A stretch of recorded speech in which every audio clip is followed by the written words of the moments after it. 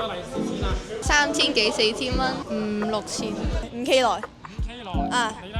我3K 內10000左右。我都係。你覺得係多定少啊？中間咯。唔算多唔算少。有冇聽過 friend 最多收幾多利是？ 1萬啊！係成萬蚊。我個 friend 有試過收6萬蚊咯，係佢公公婆婆全部加埋咯。會係自己 keep 晒啊，定係父母會 keep 住？自己 keep。如果係即係大陸親戚人民幣就阿爸阿媽 keep。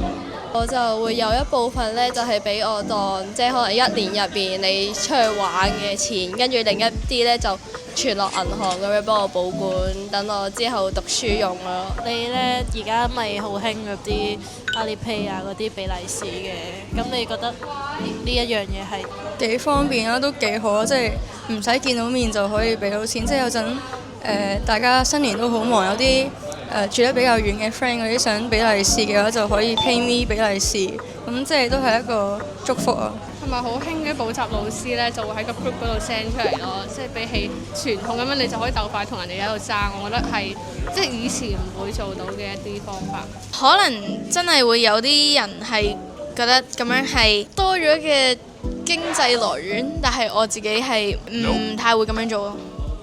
好鉗啊！好似好影衰自己咯。即係講到自己好似好窮咁樣，然後衰啲咁講喺度冇錢，跟住然後好似乞兒咁樣要人哋問人哋拎錢。即係我覺得呢啲咁類似黑色嘅行為就冇咁做啦，特別係新年嘅時候。